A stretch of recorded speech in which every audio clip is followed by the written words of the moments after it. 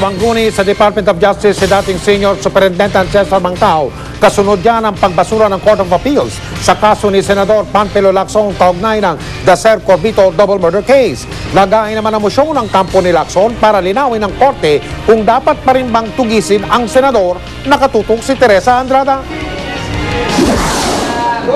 Maagang pumunta sa DOJ si dating Senior Superintendent Cesar Mancao at ang kanyang abogado para makipagpulong kay Justice Secretary Laila De Lima.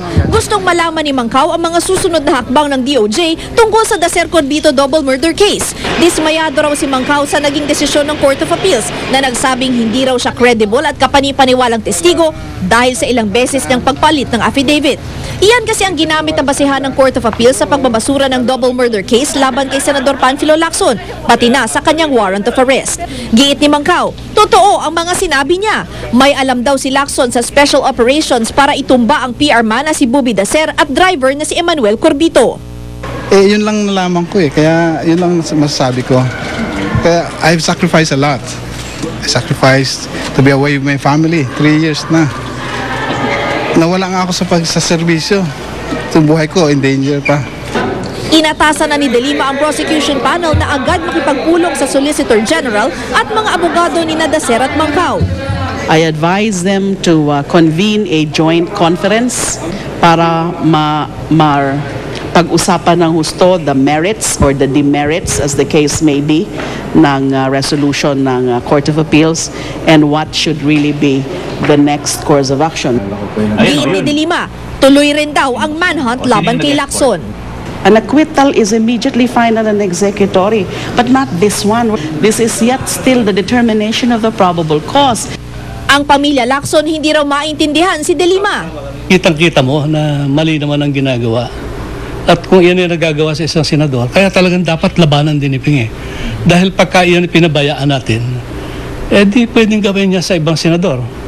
Pwedeng gawin lalo na sa mga pangkaraniwang tao. Dahil dito naghain na ng motion for clarification ang kampo ng senador sa Court of Appeals. Sa Rule 117 daw ng Rules of Court, dapat i-discharge na ang isang akusado kapag nabasura na ang criminal case laban sa kanya. Namigay rin sila ng kopya ng desisyon ng Court of Appeals sa tanggapan ng mga otoridad. To request the government law enforcement agencies not to implement the warrant against Senator Lacson if and when he decides to come out. Ang kampo naman ng mga Dacer, balak daw maghain ng motion for reconsideration sa Court of Appeals ngayong linggo. Right now, because the 15-day period has not yet elapsed, in fact, we have up to February 19 to file a motion for reconsideration. That resolution of the Court of Appeals is not susceptible of implementation. Teresa Andrada, Nakatutok, 24 Oras. Ibinasura ng Ombudsman ang kasong inihain ni Ilocos Sur Governor Luis Chavez Singson laban kay Senador Miriam Defensor Santiago. Ito'y kaugnay sa privilege speech ni Santiago noon kung kailan tinawag niyang weteng lord si Singson. Ayon sa Ombudsman, hindi raw saklaw ng kanilang otoridad si Santiago dahil miyembro siya ng Kongreso.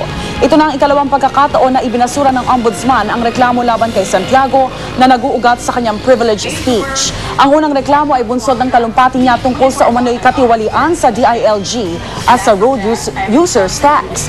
Balak iakyat ng kampo ni Singson ang kanilang reklamo sa Korte Suprema.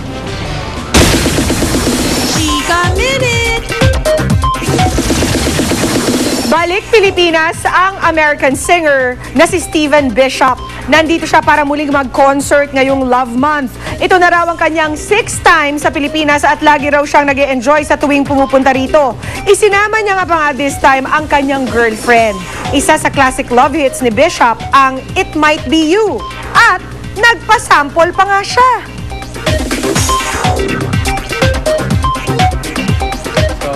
And it's telling me it might be you all of my life.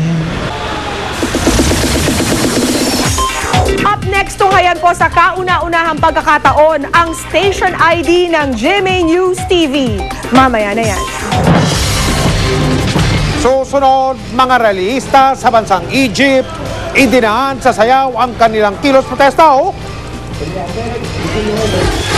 Ang pambansang kamao nating si Manny Pacquiao excited nang makaharap ang presidente ng Amerika na si Barack Obama.